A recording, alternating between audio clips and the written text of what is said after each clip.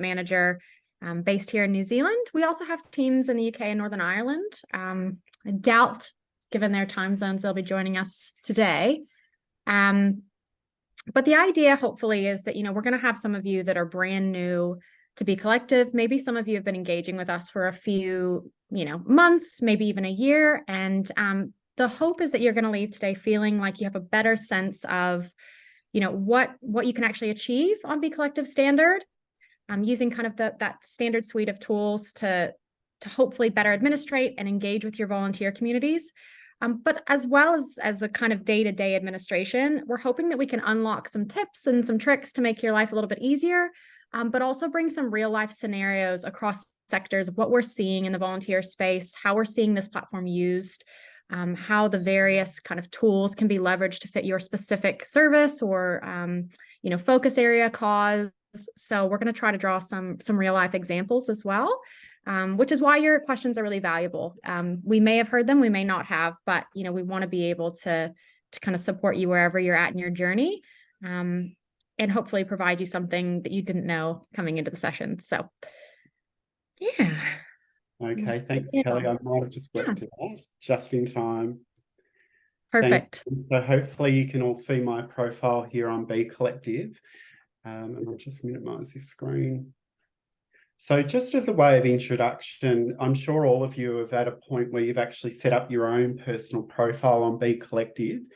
And I just wanted to take a moment just to go through some of the features here, which will be of interest to you, especially if you are managing volunteering.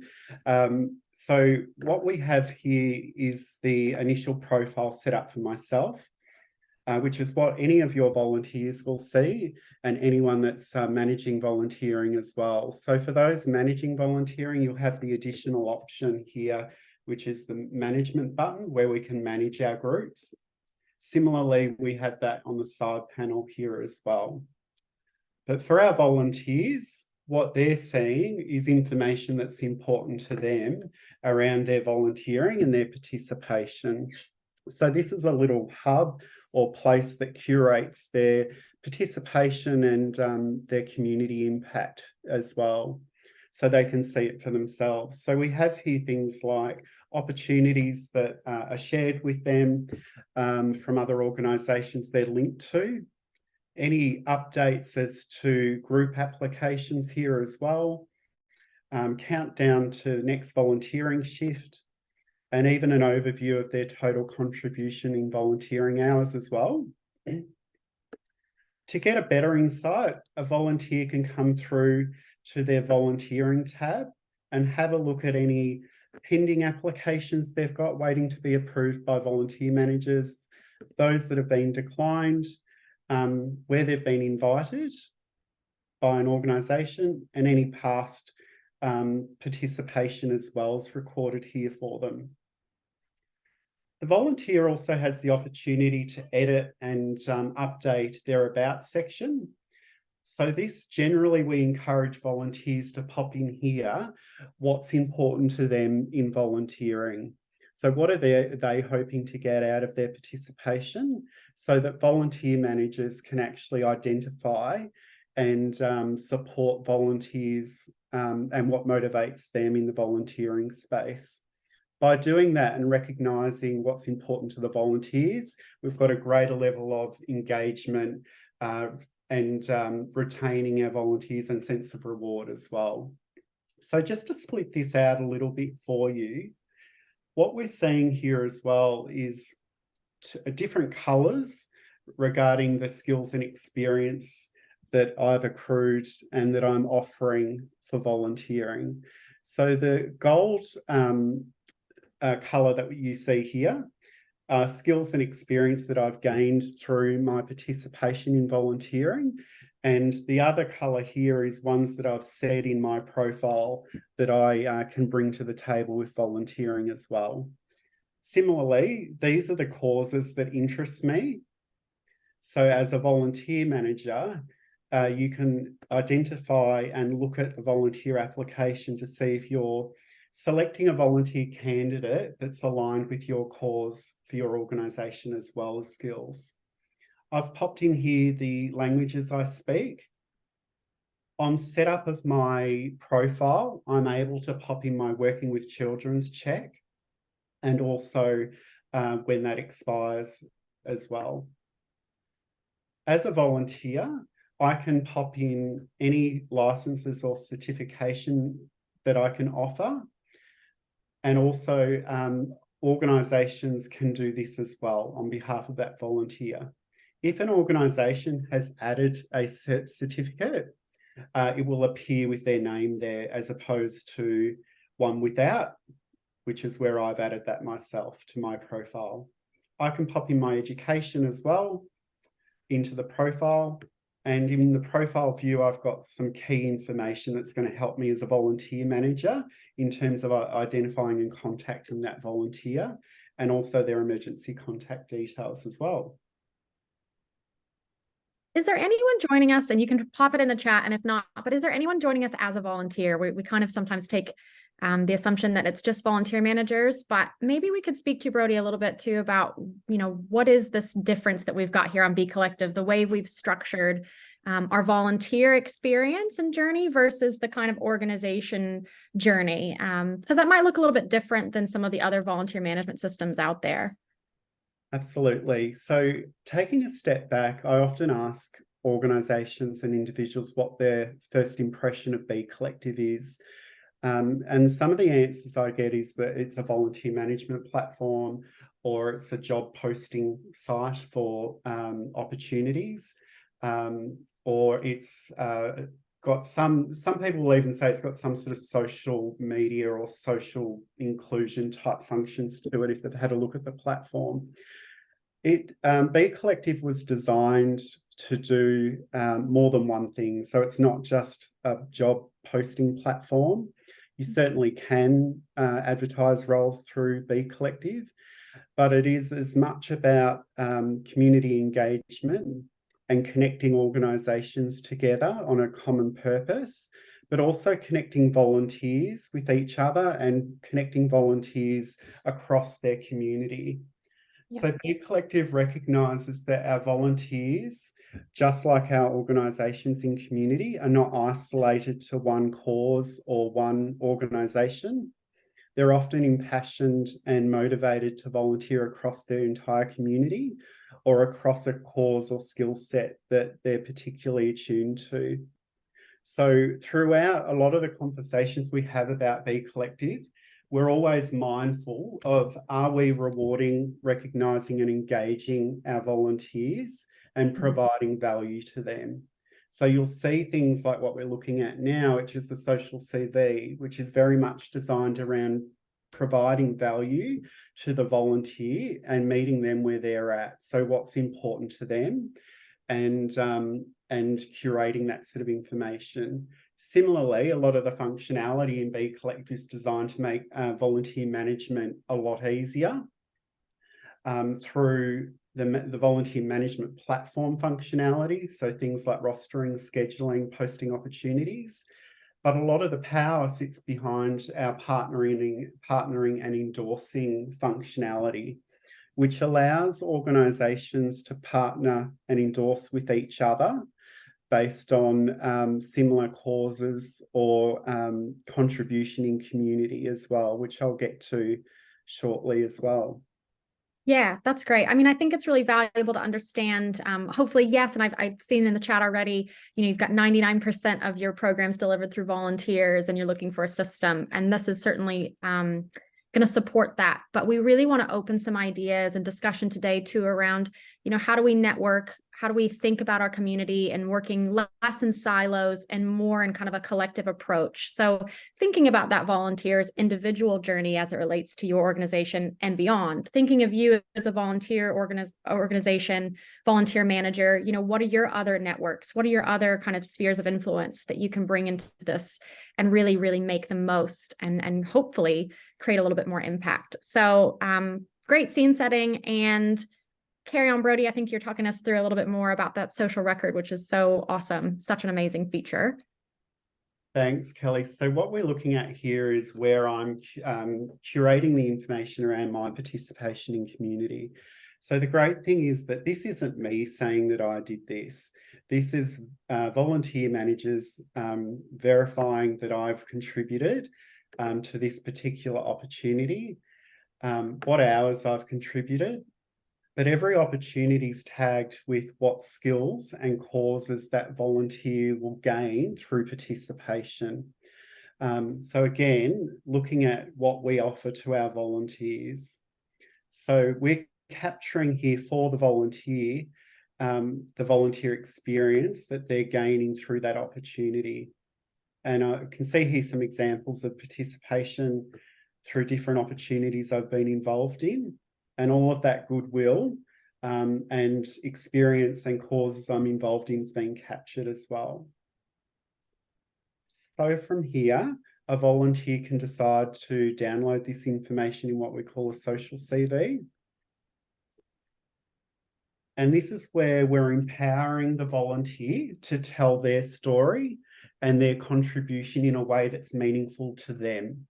So from here, a volunteer could select all of the opportunities they want to export, or they may wish to just export those opportunities that have to do with a particular cause, because that may be an avenue of work or career trajectory that they're looking at going down.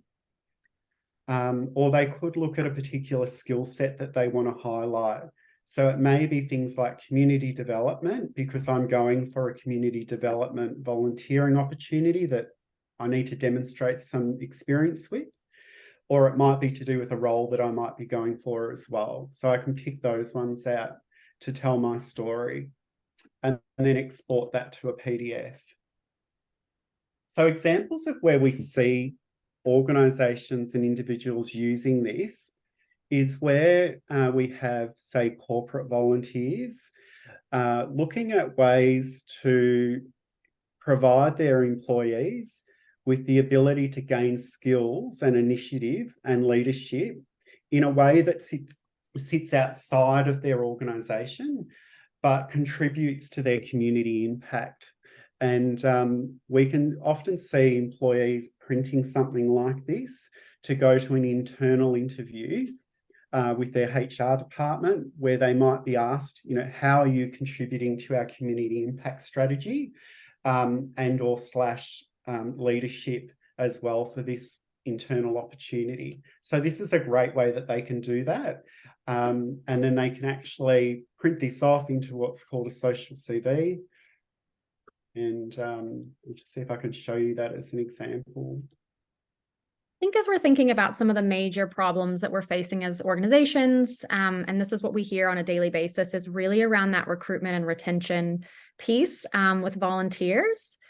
So as we're thinking about, how do we combat some of that? We're seeing volunteers behave maybe differently. Maybe they're more kind of short-term commitments.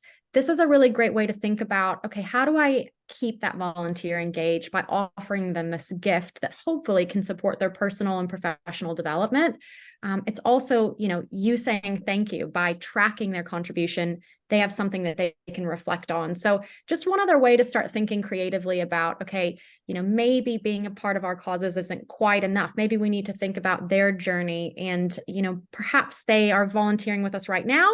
They may find a time where they're, off pursuing other interests, but how you care and look after them now could potentially affect their desire to return to your organization, speak as an ambassador towards your organization. And I just feel that the CV here is a really great way of showing that bit of appreciation for your volunteers and then allowing them to utilize that to benefit, their other areas of interest. So carry on, Brodie. Just thought I'd throw my 2 cents in there.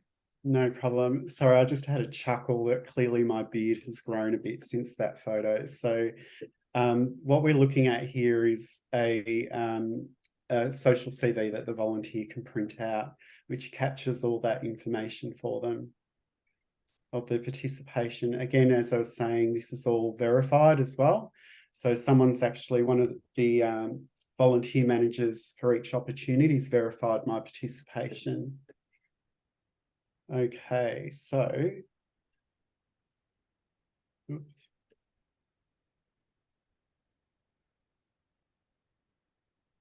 So just coming back to the volunteer profile, what's important to yourselves as volunteer managers here might be more to do with some housekeeping in settings. So within your own profiles, you do have a lot of control over some settings that are related to your contribution or participation in Be Collective. We can update things here like our details. One function I did want to point out that you may not be aware of is that Be Collective does have multi-factor authentication built in, which you can turn on through your account settings. If you're not sure how to access that, if you go to your photo or logo and then settings, that will come through to here as well for you. So from here as well, one of the first things you may have noticed as a volunteer manager, if you're using the platform, is that you could be getting a lot of email notifications. The good news is that you can filter those within your email client if you want to do that. Alternatively, you can decide for each of the groups that you're managing how you'd like to be notified. So do you want an email for things like opportunity applications, updates, newsletters and whatnot? Or would you prefer just to be notified through the platform when you log in?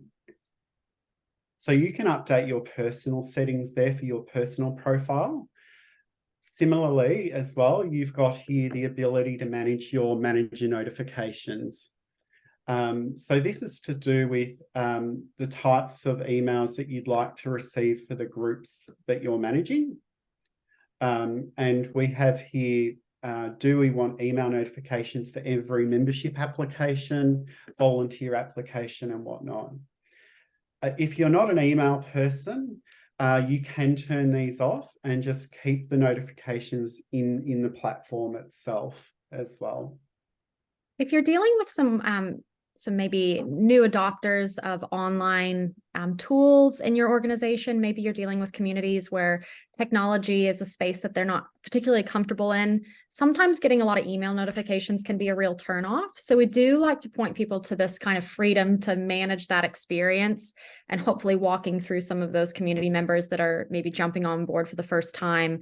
We recognize not everyone wants to be communicated with all the time. So it can be really valuable just to guide people to that space and hopefully, simplify their experience if that's what they need. Awesome. Thanks, Kelly. Lastly, we've got some control here over the privacy settings as well. So do we want, as a volunteer, do we want opportunity suggestions pushed through to us? Do we want our profile to be searchable? And also we have the ability to download the information about ourselves and how we want to share information about ourselves as well. Just on that, before we move on as well, a question we often get asked is about data security and privacy. We've got a lot of documentation on that. If that's of interest to anyone, just top line. As I mentioned before, Be Collective is headquartered here in Melbourne, Australia. Data for Australia and New Zealand is held here in Australia and hosted by AWS, which is Amazon Web Services. On that note as well, we're here in Australia, or Kelly's case, New Zealand, and our support is based here in Australia as well. So we don't offshore the support to third parties or other companies to do that for us. We control that. Okay, so with that in mind, what we're going to do now is just jump into some of the fundamentals with Be Collective, and the main one being the opportunity creation. So I'll just jump into that for you and we'll go through that one together. So what we've got here is the groups that I'm managing. Oops, wrong one.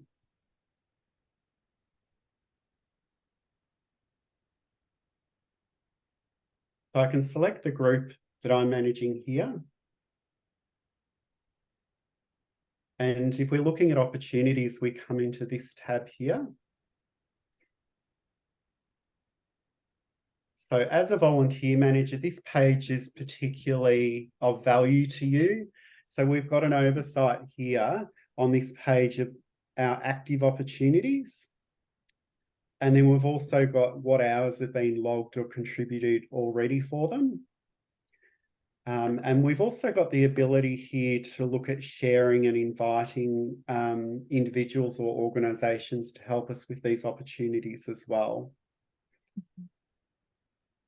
Just on this as well, if we have an opportunity that we have put together and we've provided information in an overview, rather than having to rewrite that opportunity creation all over again, we do have the ability to duplicate one and then edit it. So that's what that duplicate function is.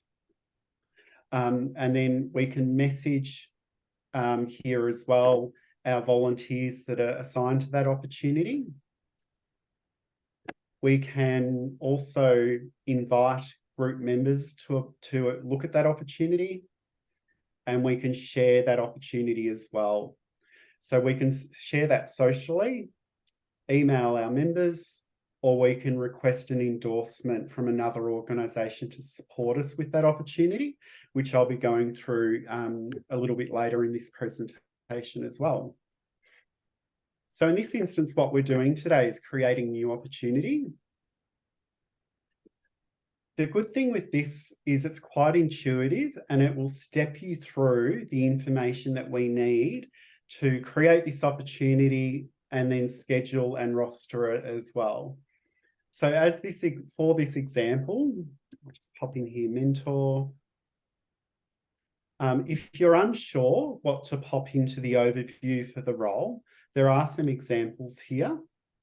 Or some guidance, I guess you'd say, as to what to put in here. As we're thinking about kind of this role building, what may feel like, a very administrative task, something we really like to encourage and empower groups to think about here is, this is an opportunity for you as an organization, not only to manage expectations for your volunteers, letting them know exactly what to expect when they get involved with you. It's also a way for you to talk about your culture, to talk about what the kind of benefits are whenever people come into this organization and this family of goodwill. There's a lot that you can do in this space. It's just as much a marketing exercise as, how can we tell our story and attract the right kind of people? How can we be intentional rather than just kind of tapping someone on the shoulder, which sometimes works well? How can we be really clear about what we need, what we want, and what's going to be able to be given back to that individual? So certainly be thinking about that as you're building and recruiting. Absolutely. Coming back to what I mentioned when we started the webinar, is always being mindful of those three stakeholders. So we have our volunteer, what's important to them and why they're coming to us or looking at your opportunity. You as a volunteer manager, and then also your organisation as well. So one thing I do recommend, especially with Be Collective Standard, is using this overview here to really manage expectations around what a volunteer can expect from your organisation and participating in that opportunity, and also what they'll get out of this. So just being mindful, we know this as volunteer managers, that people are motivated to volunteer for different reasons. So is it to do with altruism and lived experience? If your opportunity is closely aligned to something like that, like disaster recovery, certainly build that into your overview, because largely a lot of the people volunteering for something like disaster recovery have probably come through to you because of lived experience. And what I often hear is they're wanting to give back to the community and the community organisations that supported them when they were in a time of crisis in disaster. So that's one example. If you have an opportunity that's closely aligned to employment pathways, market your opportunity to those individuals as well, especially if it's something like skilled volunteering, where it could really offer something of value to someone trying to get a leg up in a skilled position, who might be studying or something like that. That's a great place to do it here. So what we've popped in here is an overview. This one's pretty lengthy. Can't take credit for it, but you're more than welcome to pop in here information. And I'd say try to be as concise as possible in what you do pop in here. just in terms of some key functions here that will be important, certainly look at using this link function. What this does is allows you to drop links into your opportunity overview to other really important information. So this may be your orientation document that you'd like people to review before they come and see you. It might be a position description. It could be details on a map of where to go when they arrive. Use that links function to direct people to any other information that's important for that opportunity.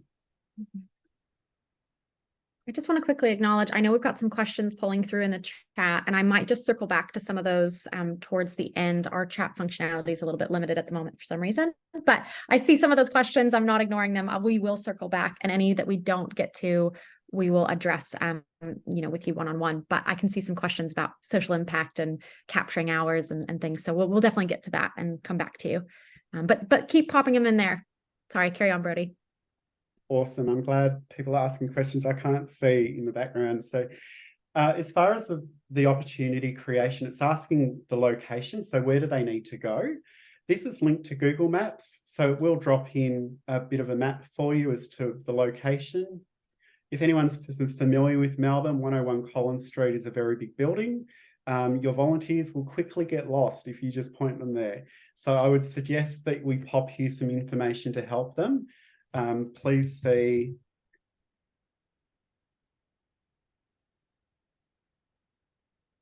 any information pertaining to where they need to go when they're on location for you.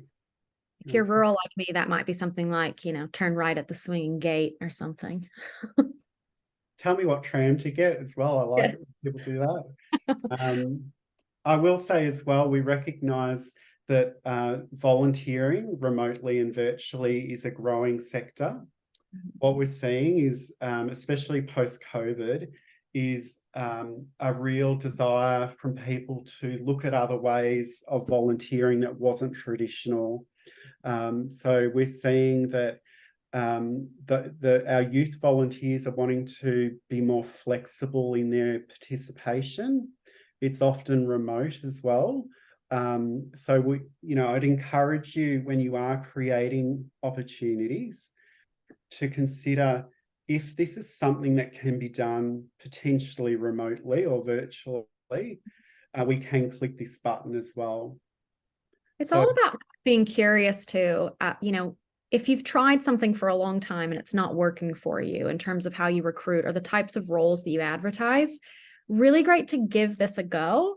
No harm done, and really exploring, is that interest there in a different kind of structure for that role. Virtual can take a lot of different forms. Maybe part of that role is a virtual mentorship, and then there's still some hands-on kind of in-person activities going on.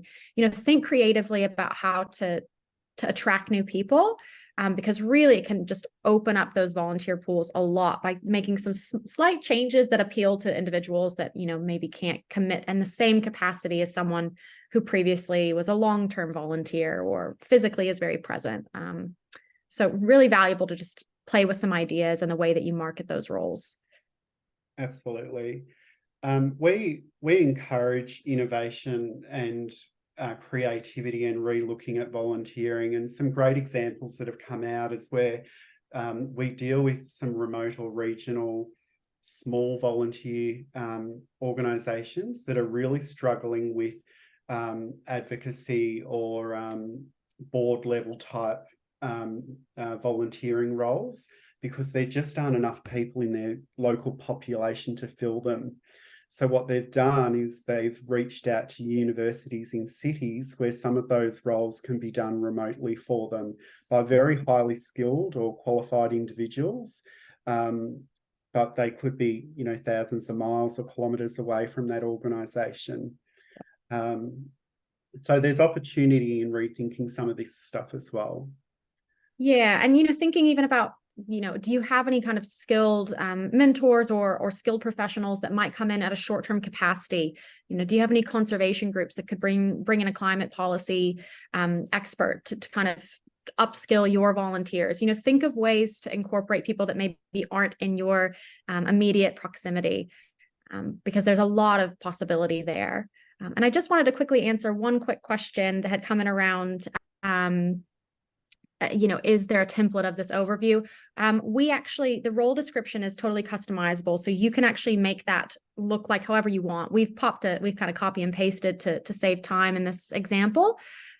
This builder that we're looking at, this 5-step, that we're going through together, that is standardized on the platform. Everything that you put in terms of the copy and the text, you get to decide. So yeah, him having it pre-prepared was pretty handy. But there is those guides within that builder to kind of gear you in the right direction if you need that. Hopefully that answers your question. Yeah. So with every opportunity that we create, coming back to what's important to the volunteers and why they're seeking us out, we always make sure that we tag the opportunity with the experience that they're going to gain. So there's no limit on this, but we want to be specific to the role, and we can drop in any particular experiences that they will gain through participation in that opportunity. We can pop if this is suitable for under 16s or not. And then again, just as importantly, what cause is this supporting? Because as a volunteer, when you're searching through opportunities on Be Collective, you can search by, and I'll just see if I can show you an example. We can search for a particular opportunity by name, by group or event, by location, whether it's remote or not. But more importantly, and again, coming back to what's of value to the volunteer, is I can search for opportunities by what skills that I will gain. If that's what's really important to me as a volunteer, I can find those opportunities and just those. I can look for opportunities to do with a particular cause. If it's just that I'm interested in, I can look at the opportunities that are tagged with disaster and emergency recovery only. So it's really important that we're tagging our opportunities with this correct information for your sake, but also for volunteers as well. So that's the overview, this first part, so the detail section, step 1. If we're happy with that, we can save this information in. Bear in mind, this information, the contact person for the opportunity is publicly visible. So just make sure that that's correct and reflects who you want people to be contacting about that opportunity.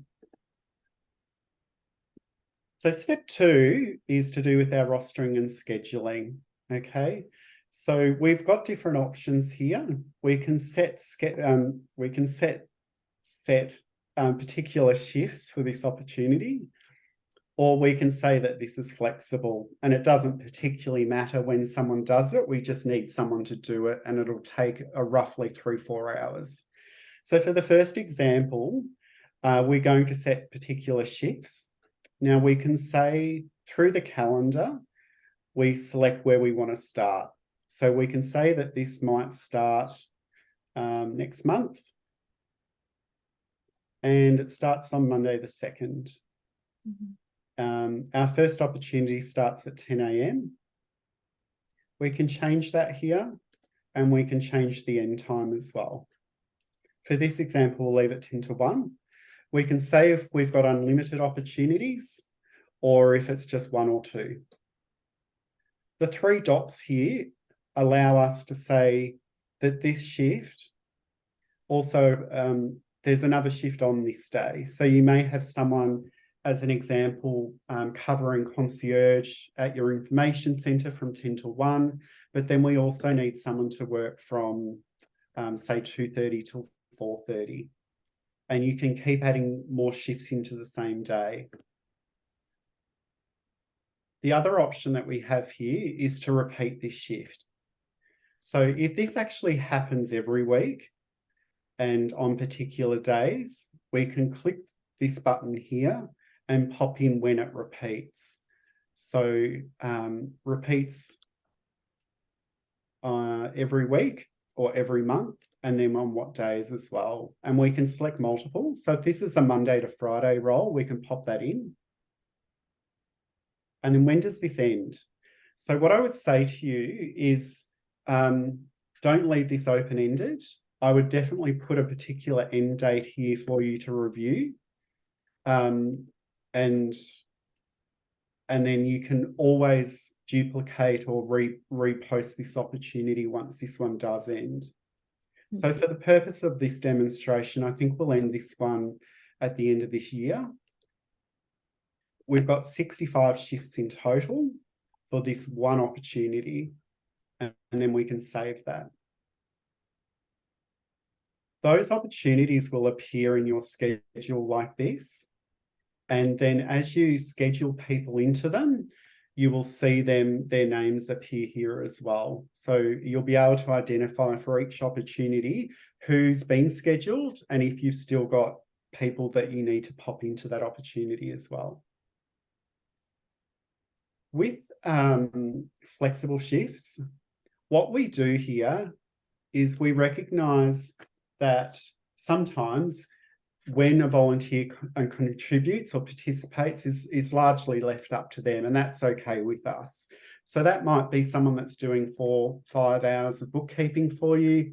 Doesn't really matter when they do it, we just need them to do it. It might be someone that is a community visitor in the community visitor scheme. It doesn't really matter to us when they agree to do a visit with their participant. We just need to know that it's a certain number of hours each week.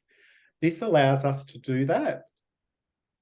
And what we'll do is we'll get a suggested timesheet come back to us, and then we can actually edit the schedule if they happen to do more hours or less that particular week.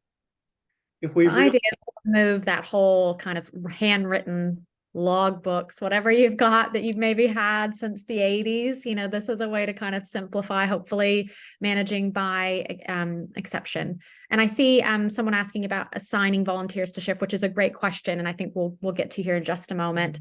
I also see another question about you know, potentially using this as a recruitment tool if you've got an existing kind of management system in place. I might just chat about that towards our partnerships discussion towards the end. So, but see those, and certainly we'll get to those. Great. So for the purpose of the demonstration, I'll just save this one in. So step 3 is our application. So we can see here the information that's already been collected from our volunteers. So this information, you're not asking for this yourselves. The volunteer has volunteered this information by signing up to Be Collective and also authorising you to have this information through joining your group on Be Collective.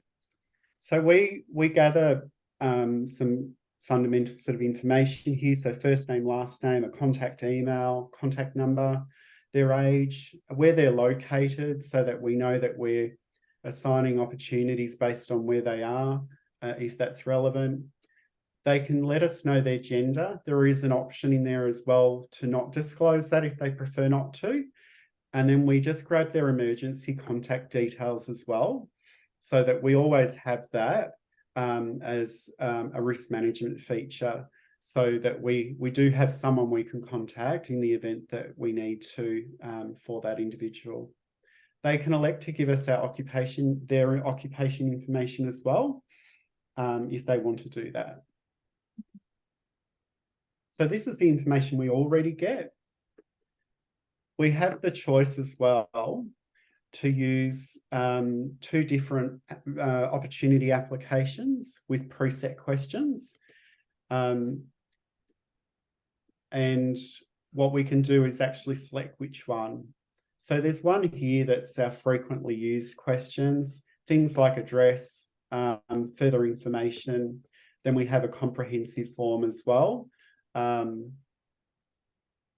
which just has more questions involved in it as well, essentially. So I look across.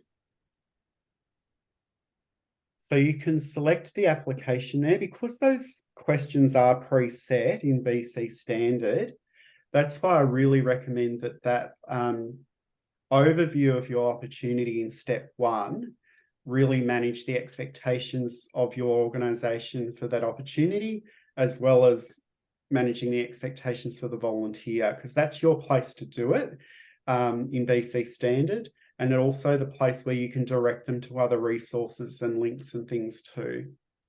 Just piggybacking on that, we've gotten a question about disaster response and being able to, assign volunteers in real time. Can tasks and shifts be generated?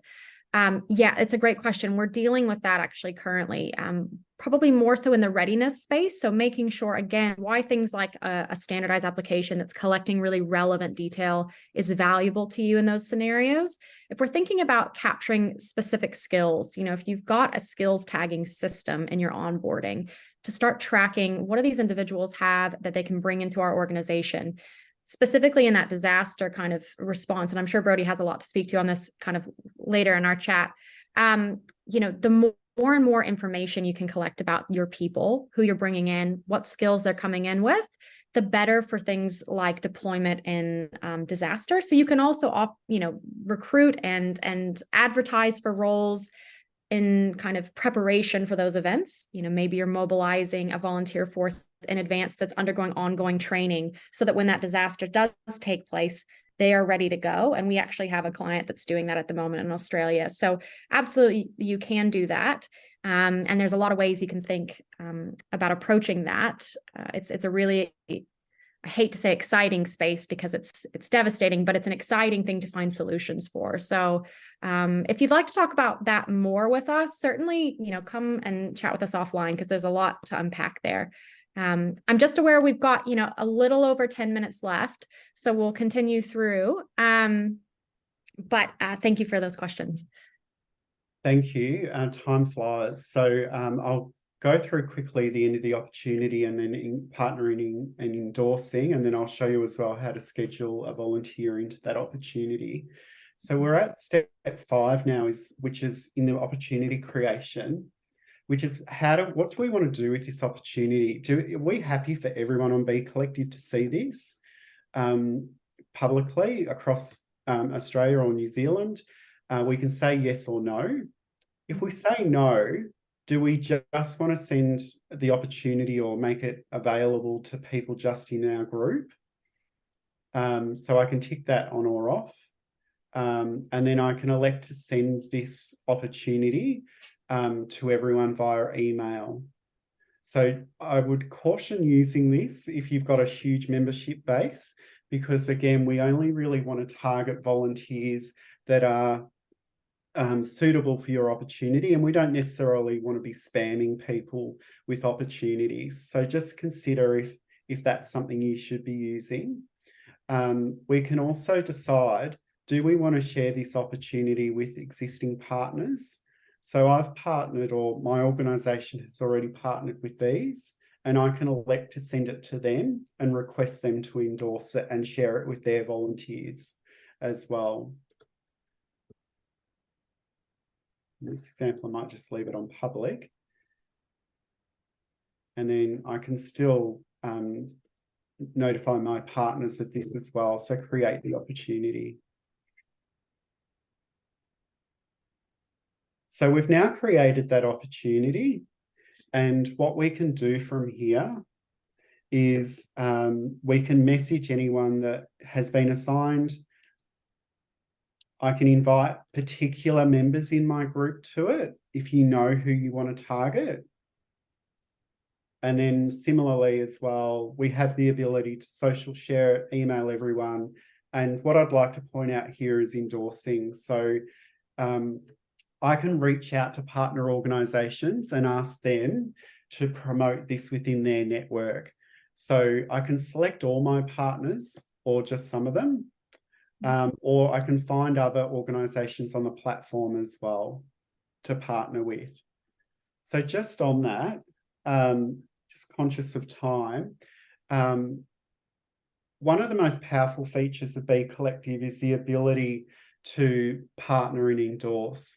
So what I've said to organisations is recognise and identify what is of value that you're offering to the community and to volunteers.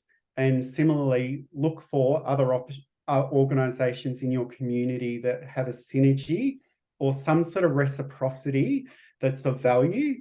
And they may have resources or training or volunteers that they can offer to your space as well. So a great example of that is where we see the likes of disaster recovery programs where there's a lot of training and resources put into readiness and preparedness for disaster. So those volunteers may not be actively volunteering at the moment, but they're going through some really regimented or structured training, first aid, different courses that are not just relevant to disaster recovery, but they're actually of value to all the community organisations in our community.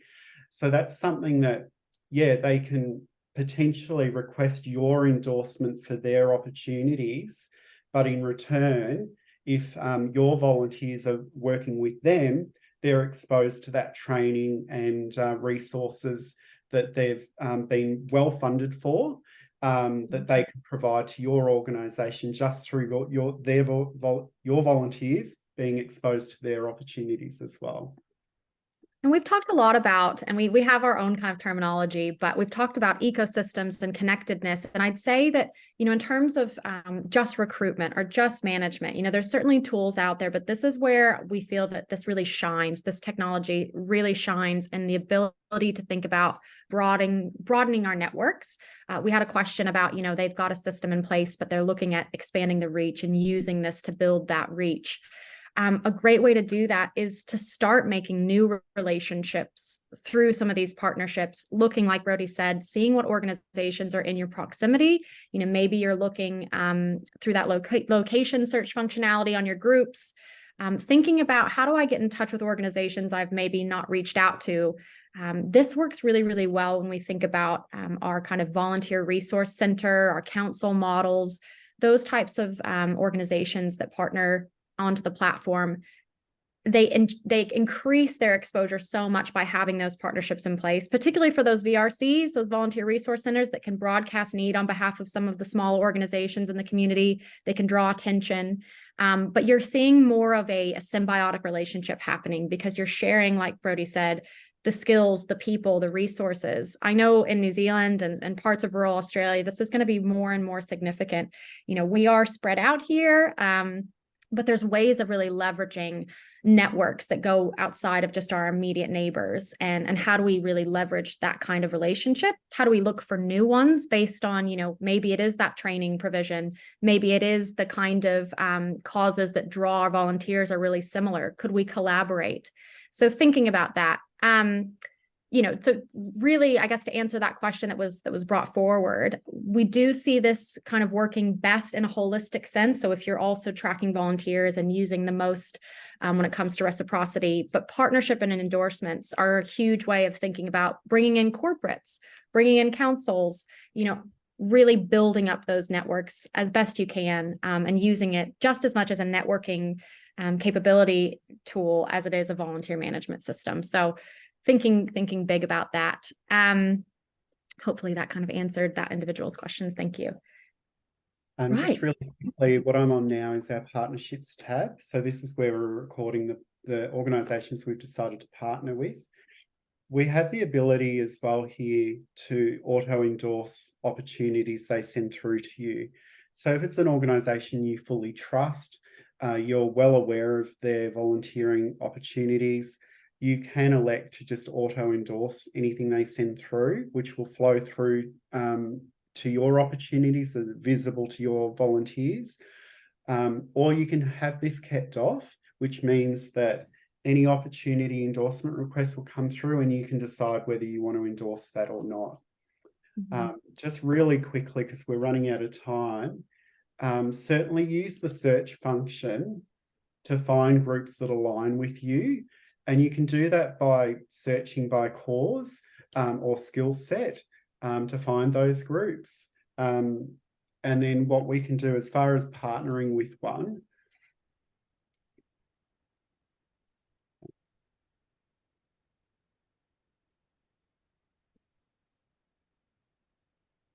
In order to send that partnership request, what we do is come into their group, come over to these three dots, and then what we can do is message the owner or request a partnership. So if we're requesting a partnership, we can decide which group we're requesting it on behalf of. So in my case, I manage a lot of groups. So it's asking, who am I sending it on behalf of? So for this one, we're using Fit for Purpose, is sending the request to this organisation here. We can use this to reach out to that organisation. What I'd suggest is pop some details in here requesting some sort of meeting or catch up. You can say, I've identified that we have some shared value propositions here.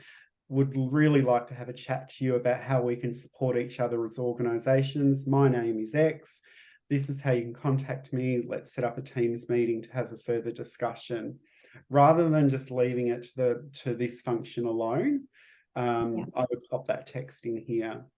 Don't forget that humans on the other side of these things. You know, technology is meant to support, but it's not meant to replace your kind of human connection that you're trying to build. I think that's really important as you're talking to your communities about, you know, why a volunteer management system that allows things like that. We're really trying to facilitate more relationship. Yes, we want to make your life easier. Yes, we want to be able to get through the administration of things, but also we want to build more opportunities, relationships, so that your capability really increases as an org. I think you're just popping back to assigning shifts, which is a great kind of day-to-day administration function. I appreciate someone asked that question. If you guys do have more kind of scheduling and rostering type questions, again, you can pop them here, or certainly our help center, which I'm going to drop the link at the end of this chat, is a really great place to look at some of that stuff as well. But Brodie, I'll let you touch on this while we've got a few minutes remaining. Sorry, we are running out of time today, but just quickly, the quickest way for scheduling is here through your schedule tab. You'll notice it is opportunity specific. So we need to select the opportunity that we're wanting to schedule. In this instance, it's this one. And then we can go here to assign an individual to it who's applied. Next. They may have elected to say what shifts they want to do. In this instance, they might have selected all of them, and then we can assign. If they didn't want to do all of them, they would have let us know which ones they can do, and we can assign the individual to those shifts.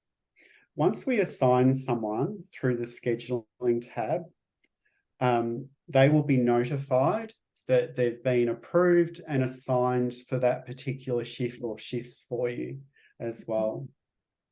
And just a small detail sometimes overlooked or misunderstood is that if you've set up your opportunity as a flexible shift versus a scheduled, you know, shift-based type structure, that might look a little bit different in the scheduling and rostering view. So rather than having that kind of calendar view, what you'll see is just a list of those kinds of commitments. So I don't know if Brodie wants to pop into that and give an example in a different opportunity. I believe one of the let's see, possibly the board secretary. I can't remember if that's a shift or not. Maybe not. Calling on my memory. No, it's not.